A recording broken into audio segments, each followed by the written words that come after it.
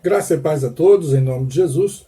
Estamos hoje com a lição da EBD no livro Atos, 30 anos que mudaram o mundo, e a lição número 13. A lição de hoje é a missão para a Europa.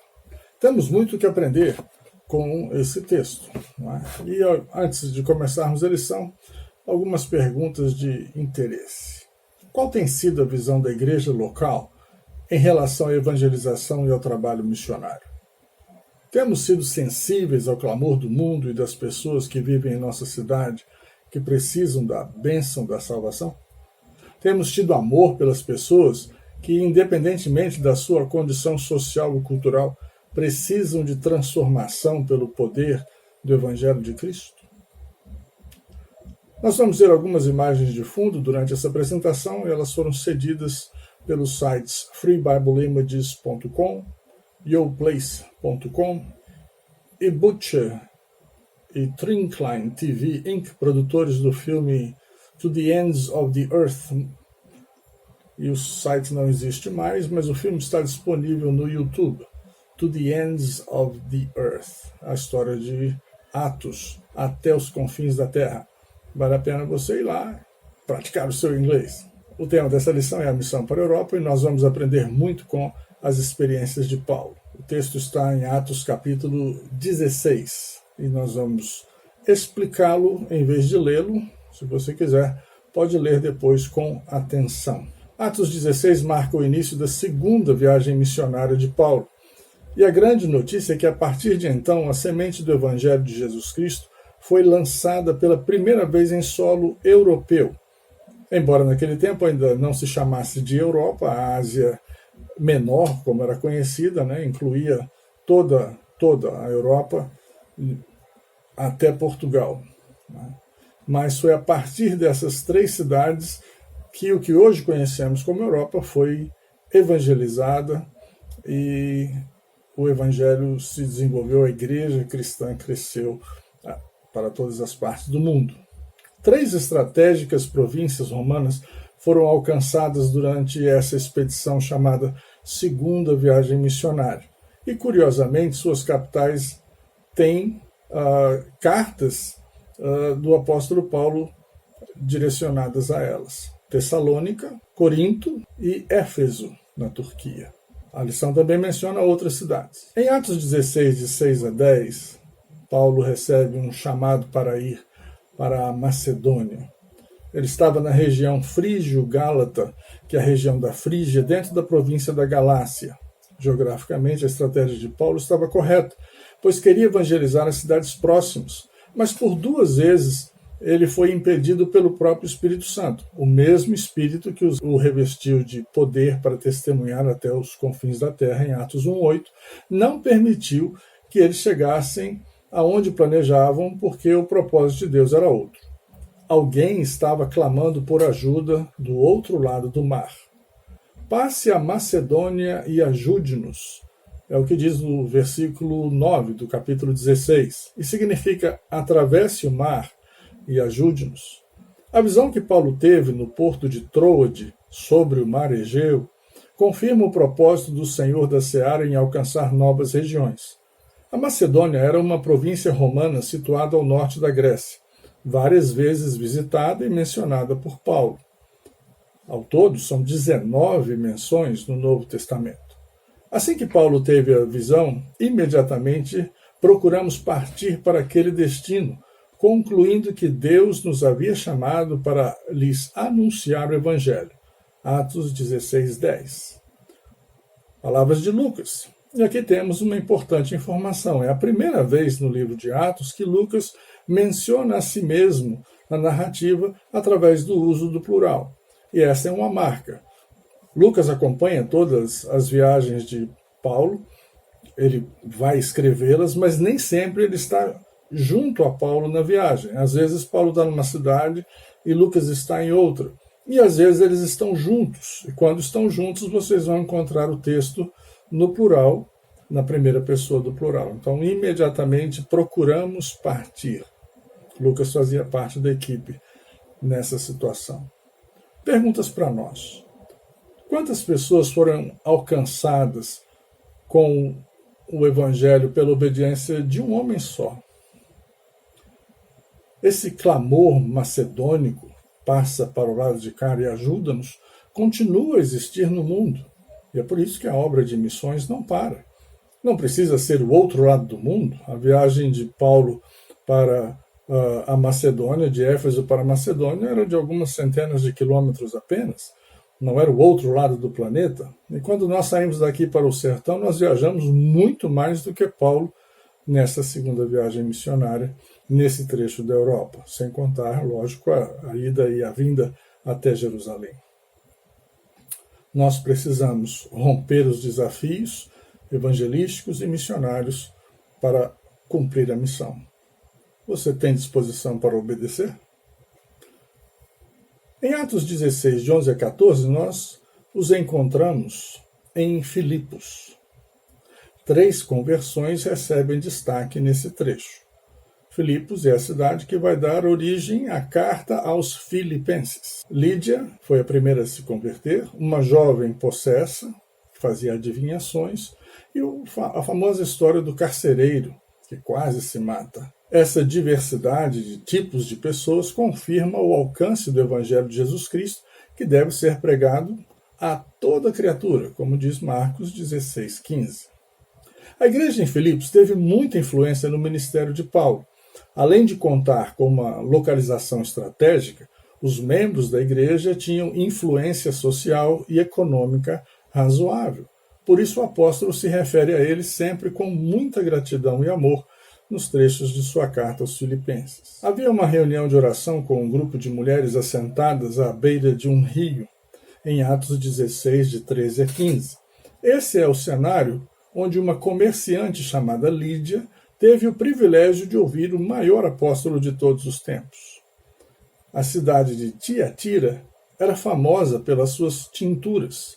Havia uma associação de tintureiros na cidade. Lucas informa que Lídia era vendedora de púrpura, o que indica um tecido colorido com tintura púrpura. Ela não vendia tinta, vendia tecidos. Historiadores nos informam que o tecido era muito valorizado na Antiguidade e na Idade Média, pois dava status e era símbolo do poder real e eclesiástico. O texto diz que o Senhor lhe abriu o coração para que estivesse atenta ao que Paulo dizia. Atos 16:14. Lídia e toda a sua casa foram batizados. Atos 16, versículo 15. Em seguida, nós temos a história da jovem adivinhadora, nos versículos de 16 a 18. Novamente, Paulo e seus amigos estavam se dirigindo a um lugar de oração. A caminho, uma jovem lhe saiu ao encontro. Há 2 informações importantes sobre essa menina. A primeira é que era possessa de espírito adivinhador. O texto grego diz, tinha um espírito adivinhador. E a Nova Versão Internacional traduziu, tinha um espírito pelo qual predizia o futuro. A palavra adivinhador é tradução de Piton, que na mitologia grega era uma cobra que vigiava o templo de Apolo e o oráculo de Delfos, no Monte Parnasso. Pensava-se que Apolo se encarnava na cobra e inspirava as pitonisas, daí o nome, suas devotas, dando-lhes clarividência ou adivinhação. Lucas não se deixa levar por essas superstições, entendendo que a jovem escrava era possessa de um espírito mau. A segunda informação é que ela dava grande lucro aos seus donos, era uma escrava. Há muito tempo que as pessoas pagam caro para ter seu futuro revelado. Por isso, a libertação dessa jovem trouxe prejuízo aos seus proprietários. E isso não saiu barato. A partir daí, nossos missionários foram agarrados, arrastados, maltratados, açoitados e presos, conforme nos narram os versículos de 19 a 23. Porém, 3 fatos aconteceram na prisão. Primeiro, oração e louvor. Somente um coração cheio do Espírito Santo consegue cantar em meio a tanto sofrimento. John Stott comentou, não eram gemidos, eram hinos o que saía da boca deles. Em vez de amaldiçoar os homens, eles louvavam a Deus. Houve também um terremoto na prisão. O socorro do céu veio em forma de um terremoto na terra. Normalmente um terremoto dura alguns minutos ou segundos apenas. Tudo aconteceu muito rápido. É como começa o versículo, de repente. O fato foi tão sobrenatural que o texto bíblico afirma que todas as portas se abriram e as correntes de todos os presos se soltaram. Foi uma catástrofe, mas uma verdadeira intervenção divina, um livramento do Senhor. O carcereiro desesperado aparece no versículo 27. Ele era responsável pela segurança dos presos. E ele viu-se em sérios apuros, pois se um preso fugisse, sua vida seria exigida no lugar do fugitivo. O suicídio o livraria da vergonha e da angústia, mas não salvaria sua alma. Mas ao perguntar a Paulo, senhores, que devo fazer para que seja salvo?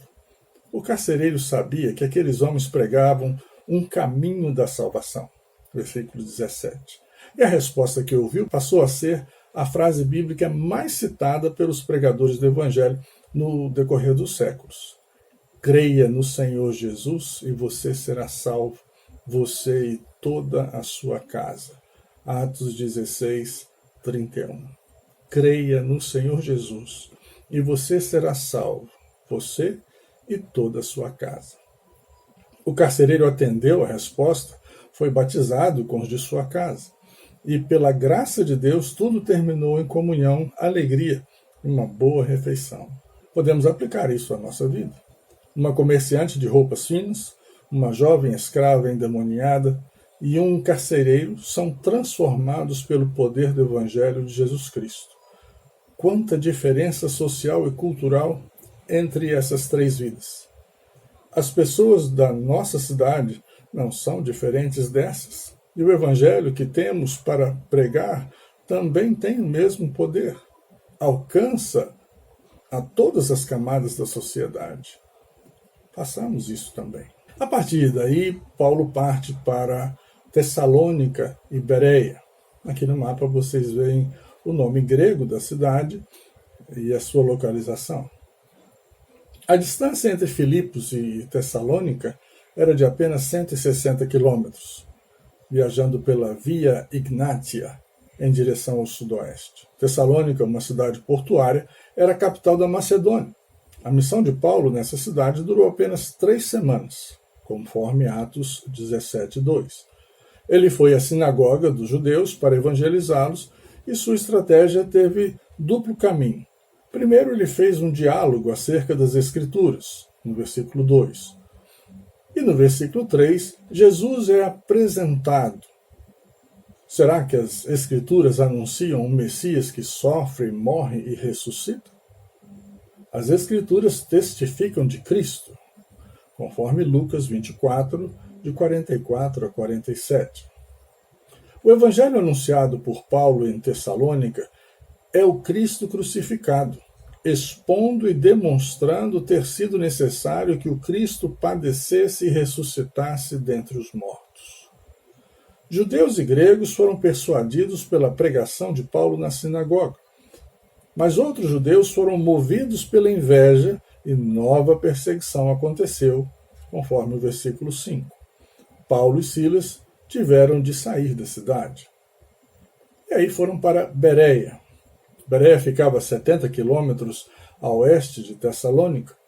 A cidade ficava fora da rota de tráfego, num local mais tranquilo e seguro para os nossos missionários. E o texto diz que estes de Bereia eram mais nobres do que os de Tessalônica, versículo 11. O termo nobre quer dizer bem nascido, de família nobre. A cultura promove a educação e essa, o respeito. Os bereianos receberam a palavra com toda avidez, versículo 11. Mas esse entusiasmo não significava ausência de um exame crítico das Escrituras. Portanto, liam para ver se essas coisas eram de fato assim, também no versículo 11. Para ver se eram como Paulo e Silas estavam dizendo. E isso era feito todos os dias. Como resultado, muitos deles creram. Mulheres gregas de alta posição social e muitos homens. Atos 17, versículo 12. Os bereanos de hoje ainda honram a obra de Paulo entre eles, como esse templo na cidade de Bereia moderna o demonstra. Novamente veio a perseguição, mas Silas e Timóteo continuaram em Bereia, enquanto Paulo viajou cerca de 300 quilômetros e chegou a Atenas. A mensagem de Paulo nessas duas cidades tinha as Escrituras como texto único. Os judeus de Tessalônica e os de Bereia ouviram a partir das Escrituras que Jesus é o Cristo, o Messias. Quando você prega, qual é o seu ponto de partida? Há evangelho que não parte das Escrituras. Sendo assim, podemos considerá-lo um evangelho autêntico? Nós somos mensageiros de boas novas, mensageiros de salvação. Em Atenas, nós vamos resumir a história, porque ela é bem longa, em apenas 5 verbos. O que Paulo viu, o que Paulo sentiu, o que Paulo fez, o que Paulo disse e, finalmente, como Paulo nos desafia. O que Paulo viu? Paulo viu uma cidade mergulhada em idolatria. A expressão idolatria reinante do versículo 16 significa literalmente debaixo de ídolos. O que Paulo viu foi uma verdadeira floresta de ídolos, de imagens de pedra. Não eram feitas apenas de pedra e bronze, mas de ouro, prata, marfim, mármore e pedras preciosas, confeccionadas pelos melhores escultores gregos. Eram imagens que representavam deuses gregos. Era fonte de renda para muita gente. O que Paulo sentiu? O texto afirma que seu espírito se revoltava, versículo 16. Seu sentimento de indignação atingiu um nível muito elevado. Na verdade, Paulo sentiu o que Deus sente pela idolatria, conforme os textos que recomendo que você anote e leia. Êxodo 20, versículo 4, Levítico 26, 1, Deuteronômio 7, 25 e Isaías 42, 8. Deus detesta a idolatria. O que Paulo fez? Ele começou a pregar na sinagoga e na praça e manteve diálogo com filósofos.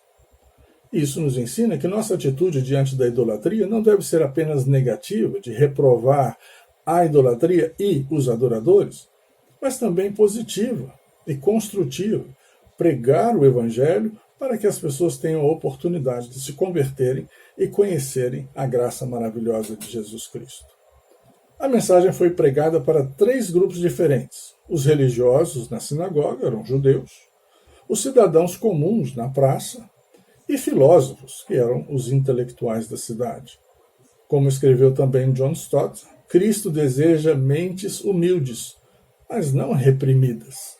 É importante que nossa argumentação seja inteligente e que saibamos conversar com pessoas de todos os níveis, apresentando a nossa fé com clareza, com base nas Escrituras. O que foi que Paulo disse?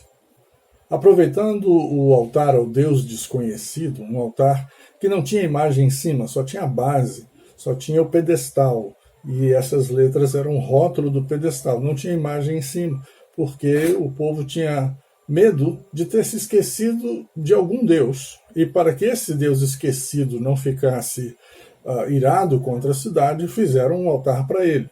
Então Paulo anuncia o único Deus verdadeiro e diz que esse é o Deus que eles desconheciam.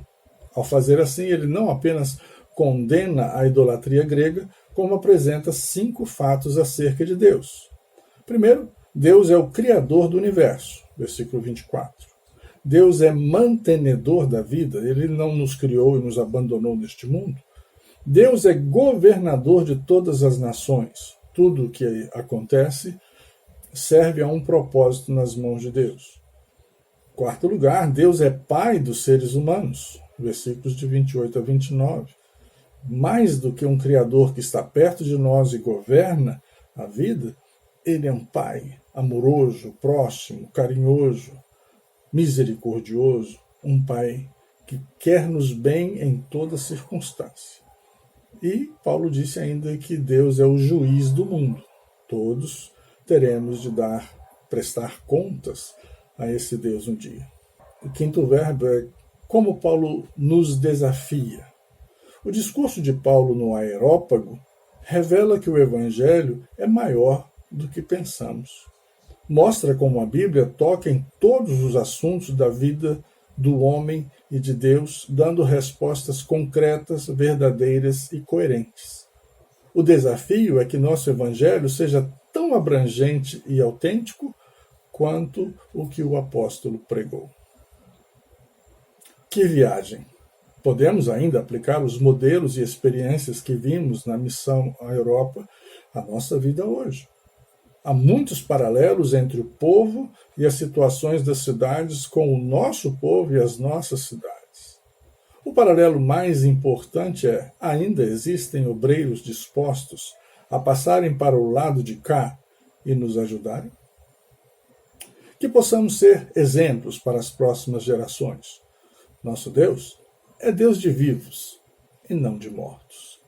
Que Deus nos abençoe e que as lições aprendidas sejam úteis para as colocarmos em prática e glorificarmos o nome do Senhor.